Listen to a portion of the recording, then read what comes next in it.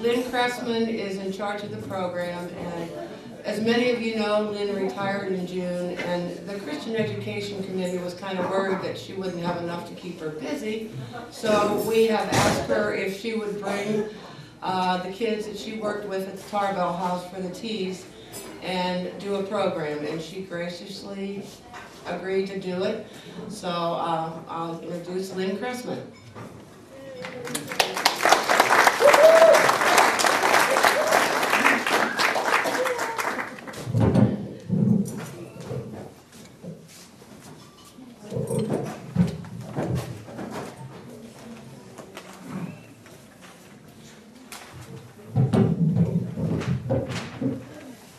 In 2009, Oil Region Alliance, which is an economic development agency in Oil City, which is also interested in tourism and history, purchased the Ida Tarbell House at 324 East Main Street. Immediately, they began to improve the structure by stabilizing the foundation, followed by a new roof. At this point, grant opportunities were offered by Oil Region Alliance.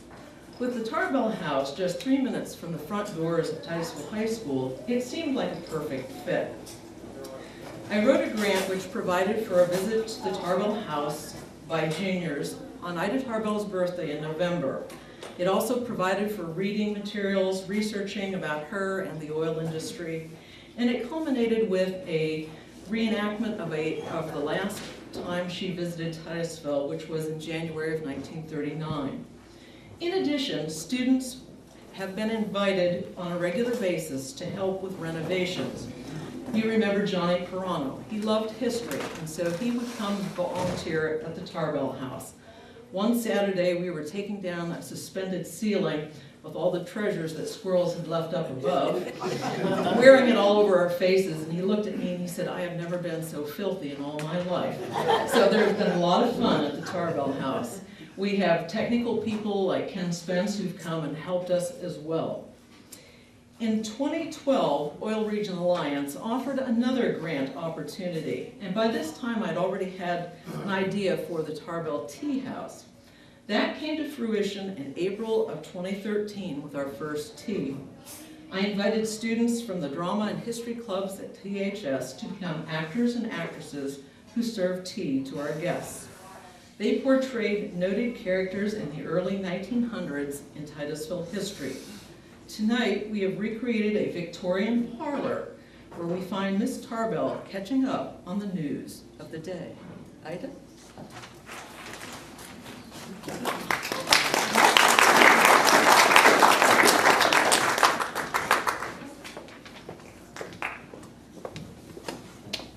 Hello, everybody. My name is Ida Tarbell.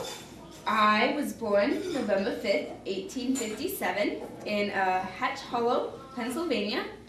It was more of like a rural area. I was born on a farm.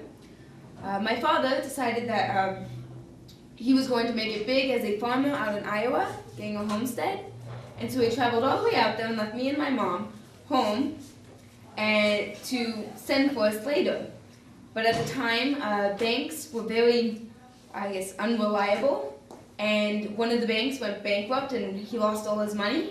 And so me and my mom was stuck in Hatch Hollow, and he was kind of stranded in Iowa. So he had to work his way back to us. It took him about 1.5 years to do. Okay, apparently it's a really long way from Iowa, walking. And so by the time he finally got back, he wasn't sure whether or not he was going to go back out to Iowa or not. But luckily, by that time, Colonel Edwin Drake had already started drilling for oil down at Drake's Well. And my father thought that that might be a great opportunity. So he waited it out, and when Colonel Edwin Drake struck oil, he made a deal that he could make a 500-barrel container to fit all the oil without it leaking, which at the time was a big problem because a lot of the barrels would end up leaking, and then you'd have this much oil at the beginning and this much by the time you got to point B. So he was able to create these giant containers, and because he was so good at it, they paid him a lot of money. So we moved from my grandparents' farm to Rouseville, where he set up shop, and we lived behind the shop out there for several years, actually. So I basically grew up in Rouseville. By the time I was 12, steel cans were steel barrels were starting to come into fashion, and so my father was losing business. But by that time, we were quite rich, and my mother decided that it was kind of dangerous living in Rossville because a lot of the oil derricks would catch on fire because of the natural gas that would come up, and oil, which is very flammable. And there would also be giant oil pits because they didn't have the environmental laws that they had. So there'd be huge oil pits that would just be lying around, and little children could wander into them and not be seen again. So it was very dangerous.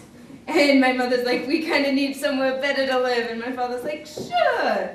And that is when we moved to Titusville. So we found a place. Oh, someone's at the door. So sorry, yeah.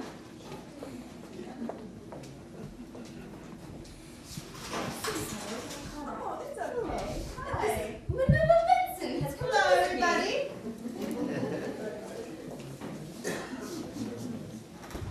Hello, my name is Minerva Benson, and I was born in March 31st, 1830 in Serio, New York.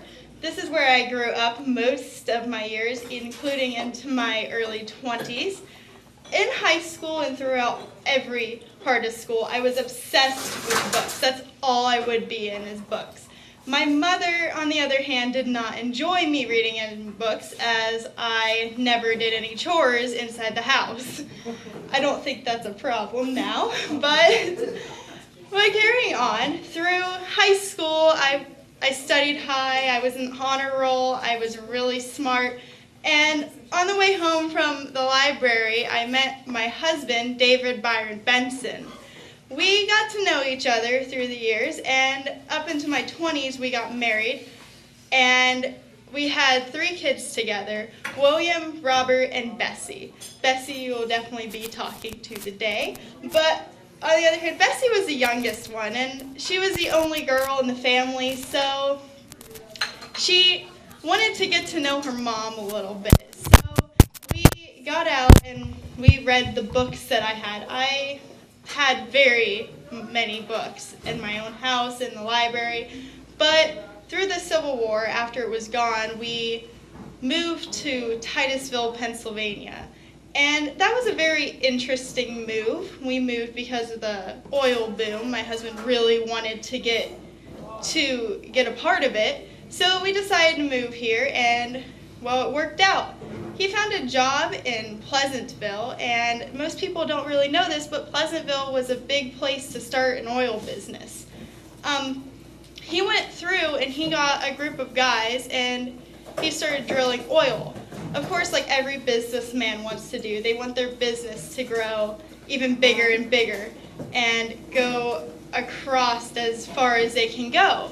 So he went to try to go to Rouseville. Him and his guys all packed up, and they went to Rouseville to try to drill oil.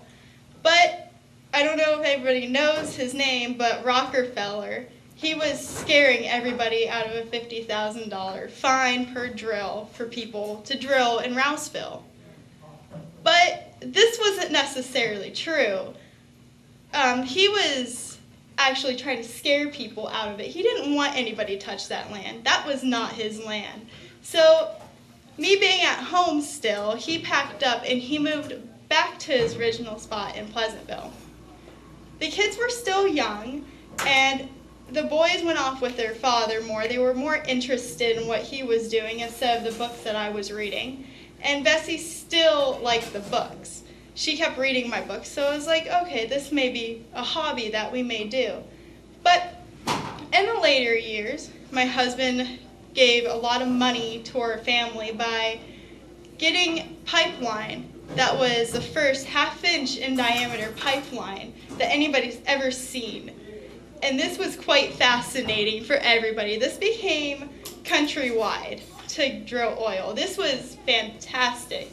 And then 5 years later down the road, I was becoming very sick at age 46, and I was becoming ill, so we needed more money to keep up the house and everything while I was not able to. And he brought more money in, becoming the very first company to ever make the 5-inch in diameter pipeline. This became very interesting around the world, and this also brought in lots of money for the family to accommodate, to fix the house and take care of everybody while the kids were still in school. And on a healthier note, we all got along through the books. Books were mainly about our family's lives, and I'm glad I could share that with you today.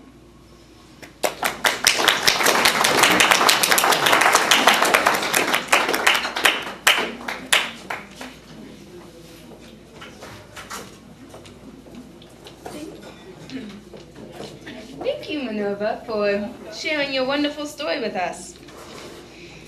All right, so where did I leave off? Oh, yes. My mother talked my father into moving us to Titusville. So we needed a house to stay in. So luckily, we were Pit Hole, which was a boom and bust town not far from here, was at the end of its bus cycle, and so they were selling a lot of the houses and the buildings there for very cheap. And so my father went and he looked at the Bonta Hotel, or the Bonta House, which was built using $60,000. My dad got it for the wonderful deal of $600. But of course, we didn't want to live in a ghost town, so he tore it all down and took all the innards, I guess, and built the house in Titusville that is on Main Street today. And so I lived in that. We moved there when I was 12, and so I started going to the Titusville High School. I was a very good student. I was very curious. I loved, in particular, science. Science was one of my favorite subjects because I loved finding the truth about things. I liked finding out, and I was very into searching for answers. So I decided that I definitely wanted to become someone of great influence, and so I decided that I would have to go to college. So I went to LAKYN, which at the time was just starting to enroll women. So I was actually the only woman in my class and only one of 7 in the entire school. So I graduated from LAKYN, and I got a job as a headmistress in Poland, Ohio, at the Poland Union Seminary School, where I worked as not just the headmistress, but also a teacher. I was teaching about a lot of subjects, and I got about $500 a year, which at first I thought was a lot of money. But then I realized it wasn't as much money when you think about things like food and rooms and clothing.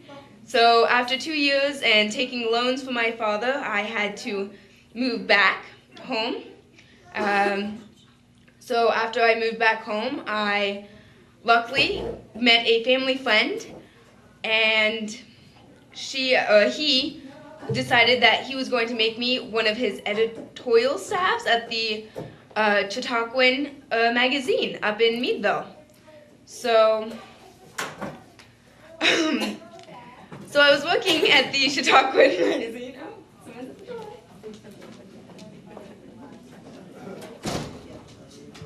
Hello. Nice to meet you, Bessie. So glad you could make it.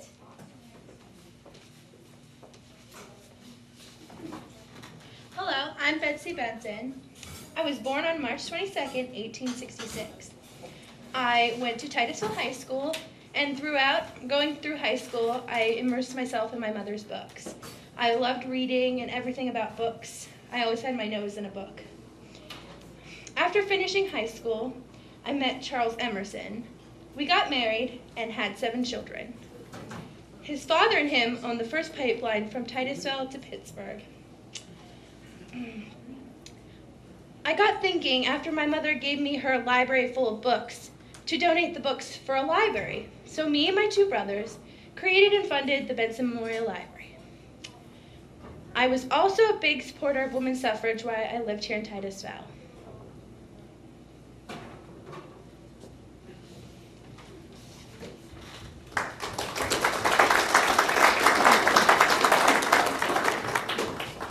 Thank you so much for joining us, Bessie. Thank you for having me. So nice to have you. Yen, where did I leave off? Oh yes, I started work at the Chautauquan magazine. I was working as one of the first editorial staffs for the editor, Mr. Flood. What he wanted me to do was to read through the articles that were being submitted, because in the magazine, a lot of the common people that would get the magazines weren't exactly understanding all of the words in it. So my job was to make little notes at the bottom of what the big words meant. So I did that, and I actually loved working at the Chautauquan. So like in all my spare time, I'd be there, and I wouldn't just do the jobs. I would also read through other people's articles to see if they had any spelling mistakes. I actually answered some of the editorial letters to the editor, because apparently the editor was not exactly great at it. So he thought that mine was better, so he would have me write those. So my temporary job actually turned out to be a 7-long-year job, so I worked there for quite a while. Before I decided that I was very interested in these two women from the French Revolution, and thought that I would love to get more information on them. And so I moved to Paris, along with a few of my girlfriends, so that I could do some research. So going to Paris, I needed a way to support myself, and I decided I would do some freelance writing, so I would send some articles off to be printed, hopefully. Luckily, some of them did, and so I would get sporadic checks in the mail that would hopefully pay for rent. I was supposed to only live there for a year, but I actually decided to stay longer because I just fell in love with being in Paris, because I was lucky enough to be there as soon as the Eiffel Tower was something new, and because it was put up for the first time, and I fell in love with the people there. But finally I got a visitor, a Samuel McClure, who offered me a job as editor of his new magazine, and I thought, why not? Oh. Someone else at the door. Oh, hello, William. Good evening, Miss Tarbell. Sorry for the late intrusion. I was busy in my library. Oh, I'm I sorry. thought you were reading a newspaper. Are you familiar with the Titanic? Oh, They yes. say it is unsinkable. Good evening, everyone. I'm Mr. William SCHEIDE. I'm sure you probably know me from my many contributions around the city or my vast collection of books. However, let me tell you more about my early life. Graduated from the Polytechnical Institute in Philadelphia, but I moved to Titusville because of the great opportunity it was for the oil company. I wanted to become an oil refiner. I was hired by the TIELA company as an oil refiner, but I moved to the United Pipeline Company because of the great opportunity it presented for me and my family. They hired me as the general manager, and I stayed with them for about 20 years until I retired at the age of 42. I chose to invest, oh yes, very early age. Chose to invest my time in one of my more dear hobbies. I wanted to collect books. I was more intrigued by the rare pieces of literature, such as the Gutenberg Bible, pieces from Antwerp, and poetry from Emily Dickinson. In fact, I'm actually currently engaged in a transaction between a New York dealer. He has this piece from Abraham Lincoln. It's a letter written to one of his generals about his frustration with one of his generals. During the Civil War, Abraham Lincoln had many generals whom did not live up to his standards. And this is one of his generals who he ended up letting go. The Gutenberg Bible, one of my most prized possessions, of who I plan on passing down to my dear friend, my dear son, John, is the Gutenberg Bible. It's so hard to find a complete Gutenberg Bible because of what the monk used to do with the piece. Because the Gutenberg Bible was made out of the most fine material, they used to rip pages from the book and to sell it to cover expenses such as new additions to the church or hiring more staff. So I'm very blessed to have it. Thank you for listening to me this evening.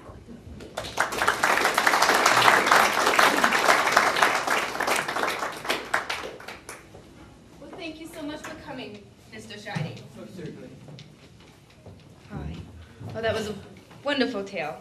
He's a great asset to this town. Yes. So, Samuel McClure, to get back into mine, Samuel McClure came and offered me a job as an editor at his new magazine. And I thought that a stated paycheck would be quite nice, even if it did mean that I would have to leave my beloved Paris.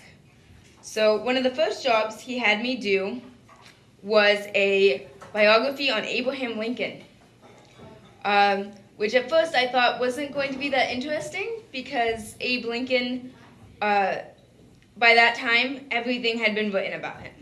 He was very popular because, of course, the Civil War, and I thought that I wouldn't really be interested. But I found that actually through traveling, because I traveled all over the U.S. to find different stories of Abraham Lincoln, that it was extremely interesting. I found out facts that I never knew before, and that I can't just get in a book. And I also met the most amazing people.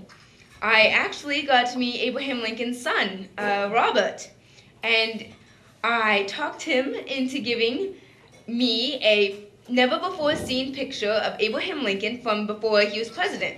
So a nice young picture of Abraham Lincoln, which was really popular, and it was printed with my article. So I found it very interesting. I traveled all through town, all through the U.S. looking for these, and I thought it was quite amazing. So when it was finally published, I was very proud of it. And I actually went on to write several more articles, or several more biographies about Abraham Lincoln. But I moved on to other writings.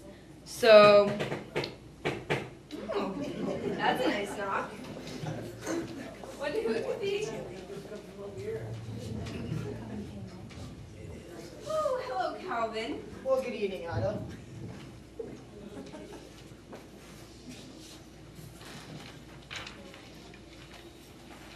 Well, good evening, everybody. I'm Calvin Payne. I was born in Warren County, Pennsylvania, on May 25th, 1844. In my early 20s, I worked for the Philadelphia and Erie Railroad, and in the same year of being employed there, I married my wife, Martha Dempsey. And also in that same year, I became an oil driller for the Petroleum Center. I started to take care of a natural gas interest for the Standard Oil Company for John D. Rockefeller. I also was the president of the Metric Metal Company in Beaver Falls, Pennsylvania. For the one company that I was employed with, the National Transit, I succeeded SCHEIDE as the general manager and later became vice president. After succeeding SCHEIDE and becoming vice president of that company, I also became president of the People's Natural Gas Company of Pittsburgh after it was acquired by National Transit and the Standard Oil Company in 1903. While working for Rockefeller under the Standard Oil Company, I was also labeled one of the best pipeline makers that John D. Rockefeller had. Some of my famous pipes are the ones that the HOPE line, the West Virginia line, and the East Ohio pipeline. When I moved to Titusville, I built a large Victorian home, and I also funded a home at Princeton University for furloughed missionaries. During my life, I also had 4 children: Ernestine, Christy, Florence, and Calvin Jr. Calvin Jr., well, with my works with Princeton, he also attended Princeton, where he ended up, where he met Sam Semple, who is pictured in that painting painted by Ida Tarbell's sister, Sarah. After I became, in my later years in life, I became very, very very philanthropic, and I started to spread the word of God with my main motto being Christ for the world, reaching all over the world, including areas like Korea. After a long and hard-working life with many companies and trying to spread the word of God, I decided to retire in 1914. Thank you for your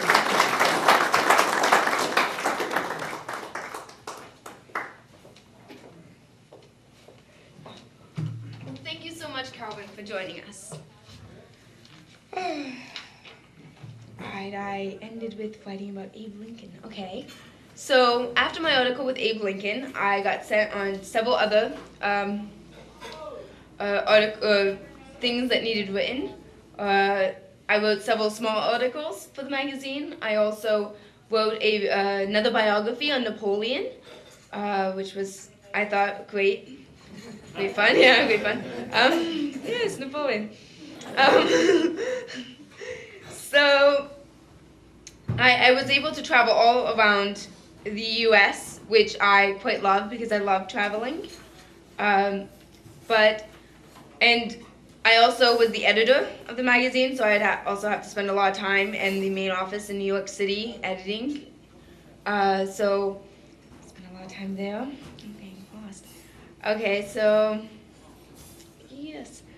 My life, it was so interesting and filled with stuff. It's hard to remember everything that I've done. I've done so much. Well, what I'm mostly known for, as everyone knows, is my great work on the Standard Oil Company, which, of course, I had... popular today.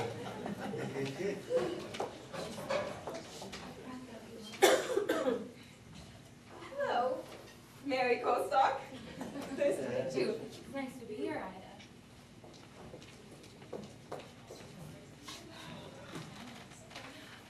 Hi, good evening. I'm Mary Kostock. I was born in Ohio, and my father, his job was moved to Pittsburgh. So the whole family packed up and we moved to Pittsburgh. I met my husband, Mr. Kostock, while we were living in Pittsburgh, and he had a job working for Western Union. And then he had a nice job. It was paying the bills, but they decided that they wanted to move him to Titusville, Pennsylvania, instead of being in Pittsburgh. So me and him packed up and we moved to Titusville. His job was going well, we thought, until one day when he came home and he said that his job was being moved back to Pittsburgh. So if he wanted to continue to work for Western Union, he was going to have to move back to Pittsburgh. Well, we found ourselves a nice house here in Titusville, and we really liked the smaller city rather than Pittsburgh, the bigger city. So we decided that we were going to stay here. He ended up losing his job because they decided they didn't need him here anymore. But that was okay. He started his own company, the American Radiator Association, here in town. And the company really took off. And it was only a few short years after, the company really started bringing in the money when he passed away. So I was left with all the money from the company because I sold it off. I couldn't take care of the company. So we didn't have any children, so I donated a good portion of the money from the company to build the auditorium at the high school here in Titusville. A fun little fact about that is nobody knows exactly how much money was donated except for me.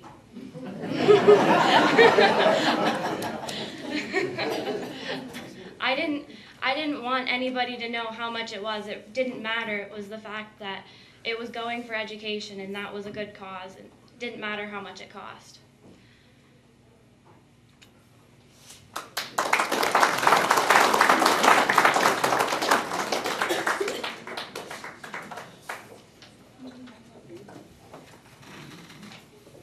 Well, I'm definitely one for education.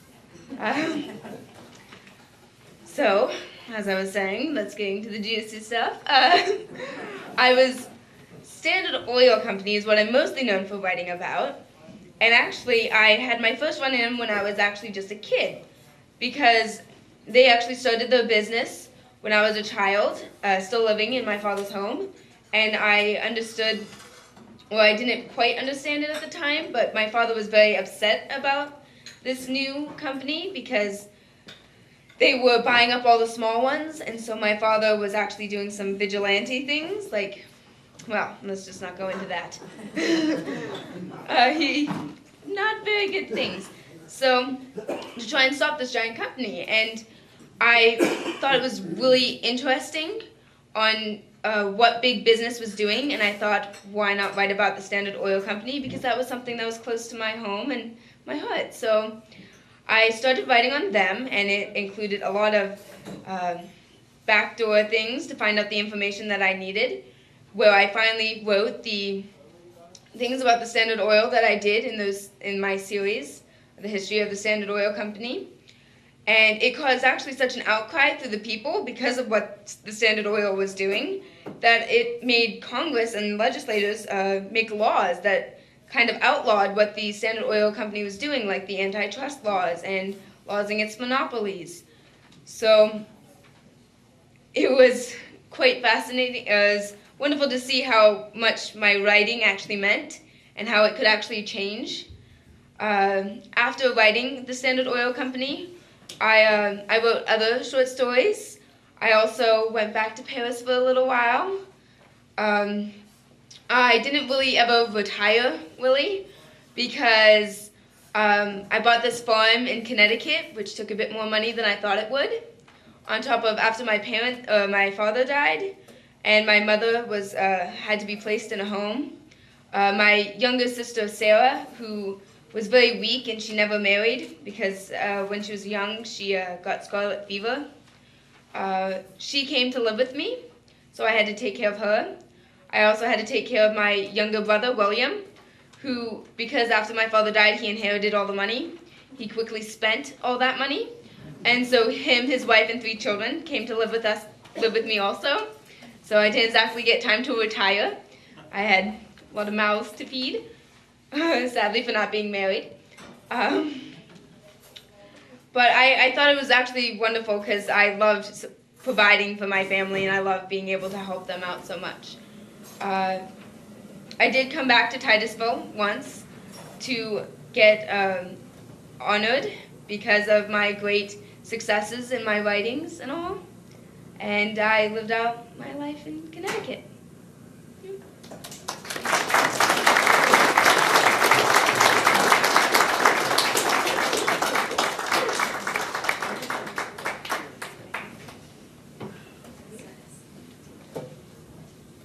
I would like to introduce our characters here. They are truly characters in more than one way.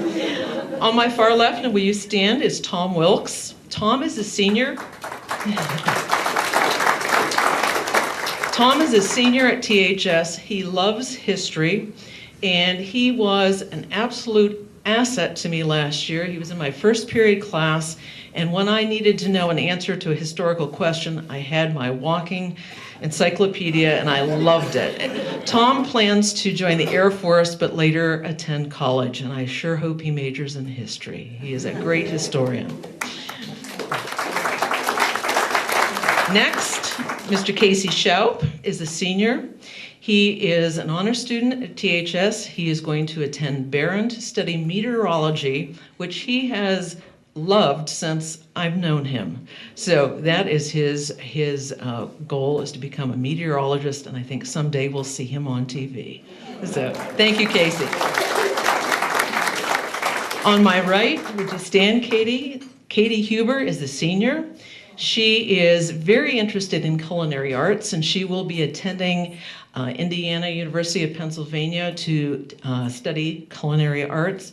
Katie has been involved at the Tarbell House. She has cleaned at the Tarbell House. She has cooked for the Tarbell House, and she has served and been a guide at the Tarbell House. So she is well acquainted with the whole history, and we thank her for all of her help.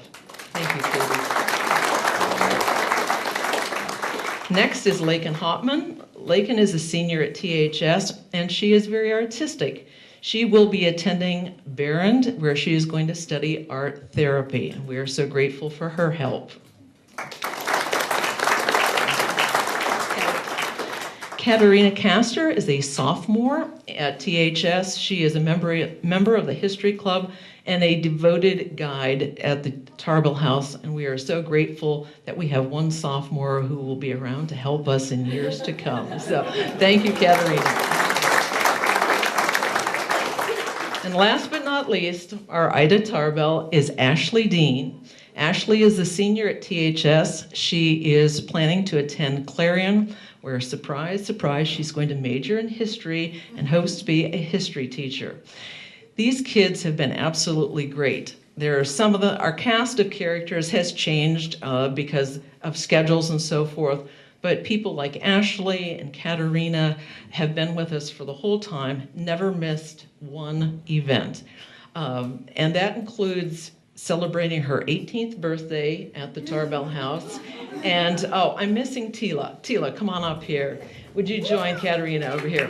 TIELA also spent her birthday at the Tarbell House as our kitchen manager. The food was prepared at the Titusville High School and then brought over by our family and consumer science teacher, Raquel McFarland. She handed it over to TIELA, and TIELA got it ready for the actors and actresses to serve the guests. TIELA is a junior at THS, and we couldn't manage without her either. So, one last story, and then we're done.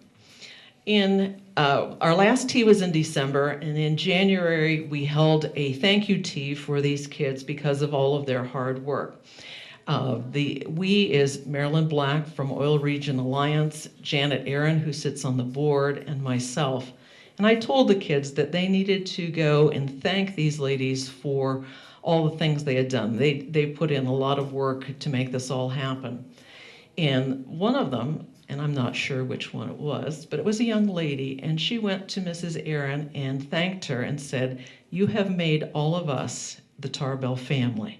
And so I think that says a lot about our kids and about the program. They are the Tarbell family, and I am grateful for the privilege of being able to participate in that with them. It has been a real pleasure.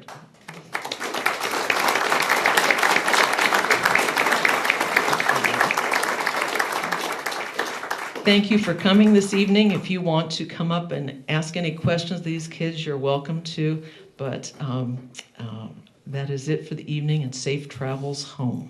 Okay, thank you.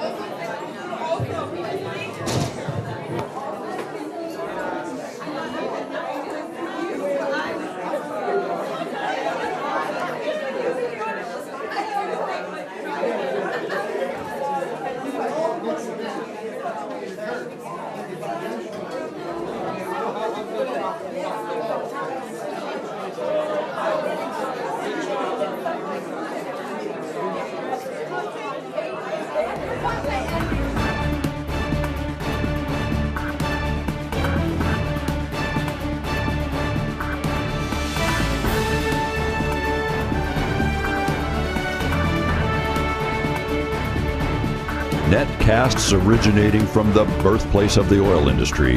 We are the stream.